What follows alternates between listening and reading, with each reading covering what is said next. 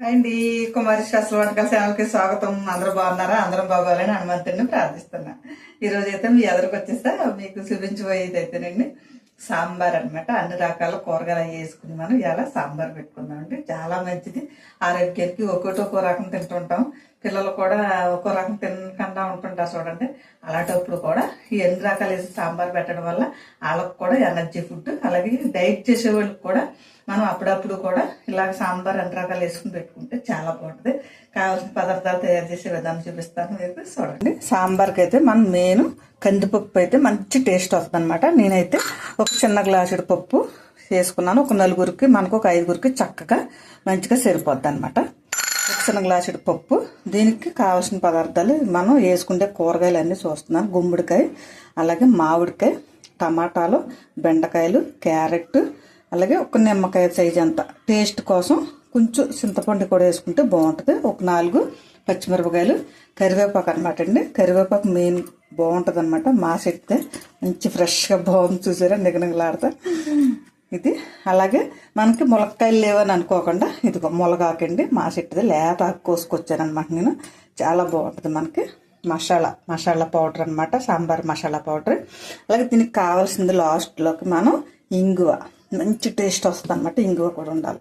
కొంచెం కొత్తిమీర, అలాగే కొబ్బరి అండి. మనకి కొంచెం కొబ్బరి మనం డెకరేషన్కి కొద్దిగా వేసుకున్న పర్లేదు, ఇంకో కొంచెం ఎక్స్ట్రా అయినా వేసుకోవచ్చు అనమాట. అలాగే ఉల్లిపాయ నేనైతే ఇంత ముక్కలు కోసి ఉంచానమాట. మనం ఇలాగ వేసుకుంటే సాంబార్లో ఉడుకుతుంది కదా, తినడానికి బెళ్ళే రుచిగా ఉంటుంది అనమాట అండి. నూనె, అలాగే ఒక స్పూన్ కారం, తగినంత సాల్ట్, అలాగే పసుపు, ఒక 1/2 స్పూన్ పసుపు. మనం అన్నీ అయిపోయిన తర్వాత తాలింపు పెట్టుకోవడానికి మినపప్పు, శనగపప్పు, ఆవాలు, జీలకర్ర, కొన్ని మెంతులు కూడా వేసుకుంటే మంచి టేస్ట్ వస్తుంది అనమాట అండి. ఎల్లుల్లిపాయలు, ఎండుమిరగాయలు, కరివేపాకు. ఓకేనండి.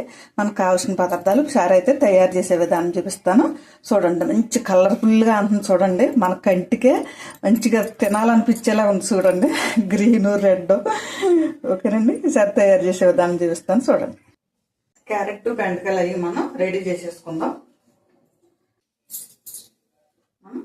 బెండకాయలు ఇవి, అలాగే ఇది మనం క్యారెట్ని కొంతమందికి గీసుకోవాలి, నేనైతే గీసేస్తున్నాను.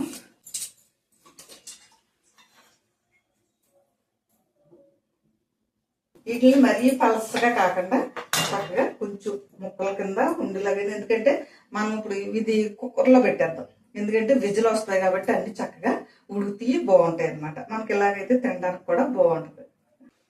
నేను ఒక్కోటి కోస్తుంటాం చాలా మంది. ఒక్కోటి కొయ్యక్కర్లేదని మీకు ఈజీగా చెప్తున్నాను. మనం ముసుగుల ముందు ఇలా తీసేసుకుని ఇలా 4 కాయలు మనం ఇలా ఒకేసారి ఇలా పెట్టుకుని చక్కమంటే పొద్దున్నే పిల్లల టైంలో ఇలా కోసేసుకోవచ్చు. ఒక్కసారికి ఒక దెబ్బకి 4 పెట్లు అంటారు చూడండి, అలాగనమాట. చక్కగా ఎంత సైజు ముక్కలు ఇలా కోసుకోండి. అలా ఈజీగా మనం ఏదన్నా సరే చేసుకోవాలనుకున్నప్పుడు పొద్దున్నే బాక్స్లో ఆడవడానికి రాత్రి ఇవన్నీ మనం కోసేసుకుని ఫ్రిడ్జ్లో పెట్టేసి చేసుకుంటే మనకి ఏమి పాడవు అనమాట. పొద్దున్నే పనికి ఈజీగా బాగుంటుంది. పిల్లలు స్కూల్ టైం కాబట్టి మనం ఇబ్బంది పడక్కర్లేదు. అలాగే టమాటాలు ఇష్టమైతే తినవచ్చు, లేకపోతే లేదు, తినడానికి కూడా బాగుంటాయి. ఇలాగ 4 పేర్ల కింద కోసేసుకుంటే చాలా బాగుంటుంది. మనకి కలర్ఫుల్గా మంచి అందంగా కనపడ. గుమ్మడికాయలు అయితే కూర గుమ్మడికాయ అనమాట. ఇది కూడా మనం వాత అనుకుంటాం కానీ చాలా ఆరోగ్యానికి చాలా మంచిది అంటే చక్కగా ముక్కలు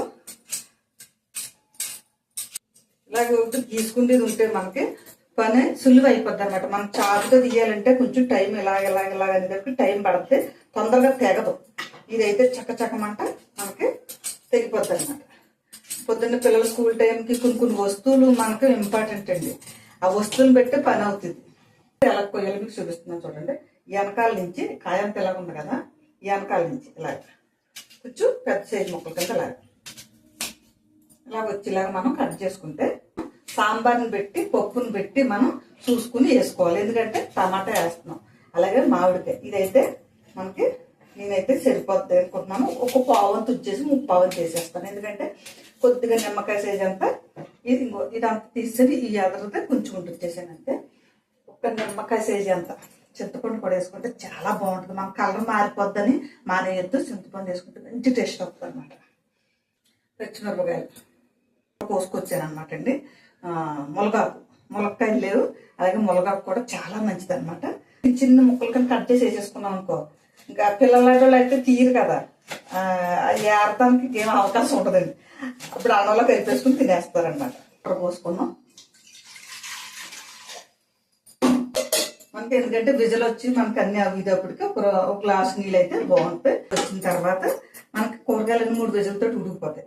పప్పు కొంచెం ఉడుకుతుంది కానీ బాగా పేసిన అయిపోవాలి. దాన్ని ఏం చేసుకోవాలంటే మనం మిక్సీలో వేసేసి కొంచెం మెత్తగా పేస్ట్లా చేసేసుకోవాలండి. చేసుకుంటేనే మనకి ఏమవుతుందంటే సాంబార్ చిక్కదనం అవుతుంది అనమాట. ఓకేనండి. ఇవన్నీ కలిపి ఇందులో వేసేసుకున్నాం.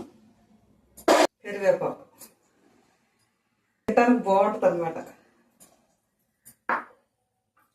అలాగే కొంచెం కొత్తిమీర, కొద్దిగా డెకరేషన్ కొంచుకుందాం, కొంచెం వేద్దాం. అలాగే కారం, పసుపు, మనం సాల్ట్ ఇవి కూడా వేయాలి. ఎందుకంటే ముక్కలు సప్పగా ఉంటాయి అనమాట. మనం ముందే ఉడకబెడుతున్నాం కదా, తర్వాత మరుగుబట్టి ఇది ఎంతో సేపు ఉండదండి. మనం అన్ని కలిపేసి ఒక మరగనిచ్చేసి తల్లి పెడతాం కాబట్టి ముందు కూడా సాల్ట్ వేసేసుకోవచ్చు. చింతపండు ఉంది కదా, ఈ చింతపండు పలంగానే పక్కన వేసేద్దాం. ఎందుకంటే లాస్ట్ లో మనం ఇందులో టేస్ట్ దిగిపోయాక తీసేద్దాం. దీన్ని ఇందులో ఈ ముక్కలన్నీ ఉడకడానికి సరిపడగా వాటర్ అయితే నేను ఒక 1/2 లీటర్ నీళ్ళకి అయితే పోస్తున్నాను.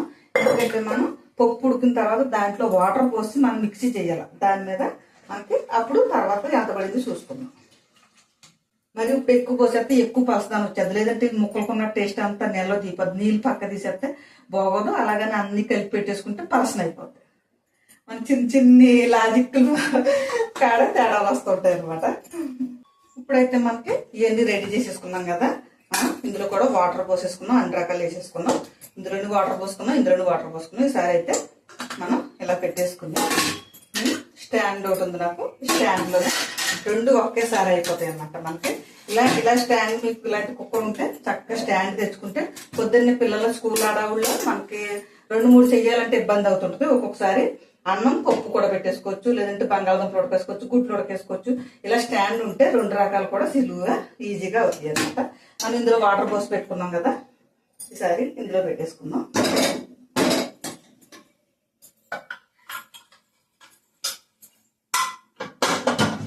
మనం కందిపప్పు గంట ముందు నానబెట్టుకుంటే బాగా మెత్తగా ఉడుకుతుంది అనమాట. ఇలా కలిపి పెట్టేసుకున్నాం కదా, ఒక 3 విజిల్లు వచ్చిన తర్వాత ఆవిరిపోయాక అప్పుడు మనం తిందాం. ఓకేనండి. పర్వాలేదు, ఎందుకంటే అదైతే కూరదానికి కోదానికే పనిచేస్తుంది. ఇదైతే 2 3 అయినా పనిచేస్తుంది. ఫ్రూట్స్ సెక్కడానికి, కూరగాయలు సెక్కడానికి, ఇలా కొబ్బరి సెక్కుకోవడానికి. ఓకేనండి. డబ్బులు వేస్ట్ అవ్వకుండా మనం ఏదన్నా ఇలాంటిది ఒక రకం అన్నట్లు పనిచేసి కొనుక్కున్నాం. 2-3 రకాలు పనిచేస్తే ఆడవాళ్ళు. మనకైతే ఆవిరైతే పోయింది, మనం తీసేసుకుందాం.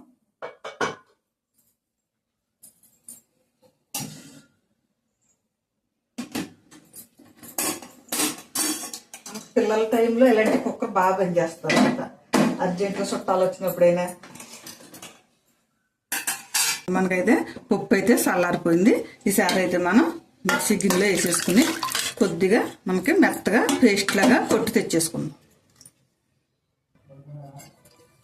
మనకి ఇదైతే పేస్ట్ లాగా అయిపోయింది. మనకి మిక్సీ ఆడేసాను కదా, ఇందులో మనం చింతపండు వేసుకున్నాం కదా, చింతపండుని కూడా నేను దీన్ని ఇలాగా తీసేస్తున్నాను.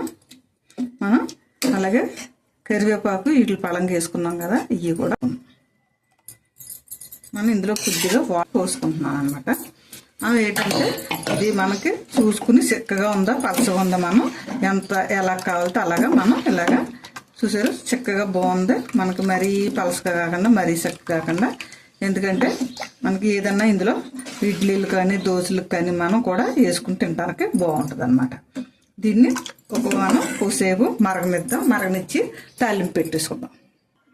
మనకి మసాలా పౌడర్ ఉంది కదా, ఇది కూడా మనం సాంబార్ మసాలా పౌడర్ కూడా వేసేసుకుందాం. కూడా కొద్దిగా మనం ముందు ఇందులో వేద్దాం.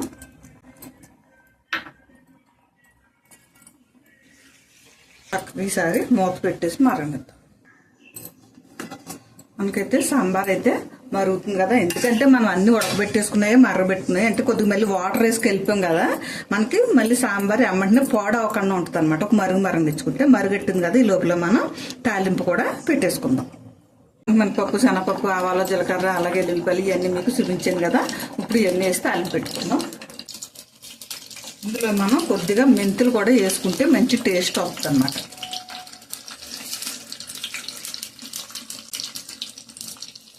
ఈ తాలింపులోనే మనం కొద్దిగా ఇంగువ కూడా మనం వేసుకోవాలన్నమాట. బాగుంటుంది మనం తాలింపులు వేసుకుంటే.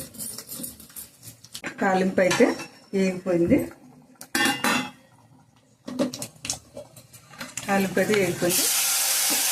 ఒక్కసారి మనం అలా మూత పెట్టేసి ఉంచేసుకుంటే ఆ వాసన అంతా బయటికి పోదన్నమాట. చక్కగా ఆ స్మెల్ ఆ సాంబార్కి పెట్టేస్తుంది అనమాట. మనం అలాగే కలర్ఫుల్గా బెలే ఉందండి. ఇది మాడి చేతనార కారం పెడతాదట అనమాట అండి అని అంటారనమాట. చూసారా చక్కగా మనకి సాంబార్ అయితే సూపర్గా ఉంది. అలాగే మళ్ళీ కొద్దిగా కొబ్బరి, కొద్దిగా కొత్తిమీర, ముక్కలతోటి ఓహో సూపర్ మనకి అయితే రెడీ అయిపోయినట్టు అనమాట. ఇదిగోండి సాంబార్ అయితే మనకి మంచిగా రెడీ అయిపోయింది. డైట్ చేసే వాళ్ళకి ఇంకా బాగా పనిచేద్ది. అలాగే పిల్లలకు కూడా రకరకాల కూరగాయలు అన్నీ వేసాం కాబట్టి మీ ఇష్టమండి ఇంకా ఏమన్నా కూడా వేసుకోవచ్చు. నేను ఉన్న కాడికైతే వేసాను. మనం ఇవే ఉండాలని ఏమీ లేదు, మన ఇంట్లో ఏమున్నా వేసుకోవచ్చు అనమాట. ఓకేనండి. సాంబార్ చూసారా చక్కగా మంచిగా గుమగుమలాడిపోతుంది. మంచి కలర్ఫుల్గా కూడా బాగుందన్నమాట. ఓకేనండి. ఇదిగండి సాంబార్ అనమాట. చాలా బాగుంది. కందిపప్పుతో చేశానమాట. అన్ని రకాల కూరగాయలు వేసుకుని మనకి డైట్ చేసే వాళ్ళు కానీ పిల్లలు అన్ని రకాల కూరగాయలు తింటారు కదా, అలాంటప్పుడు ఇలాగ అందంగా పెట్టేసి మనం చేసుకుంటే చాలా బాగుంటుంది అనమాట. ఓకేనండి. కావాల్సిన పదార్థాలు తయారు చేసే విధానం అన్ని చూపించాను. మీకు నచ్చిందని అనుకుంటున్నాను. నచ్చితే కనుక షేర్ చేయండి, బెల్లగా నొక్కండి, సబ్స్క్రైబ్ చేసుకోండి. ఇది రైస్లోకి కానీ ఇడ్లీలోకి కానీ దోశల్లో కానీ దేనికైనా బాగుంటుంది. మనకు డైట్ చేసే వాళ్ళకి ముక్కలన్నీ బౌల్లో వేసేసుకుని చక్కగా తీసుకుని తింటే మనకి ఆరోగ్యానికి చాలా మంచిది అనమాట. మనం దీన్ని సూప్లో కూడా తాగొచ్చు అనమాట. ఓకేనండి. ఉంటాను.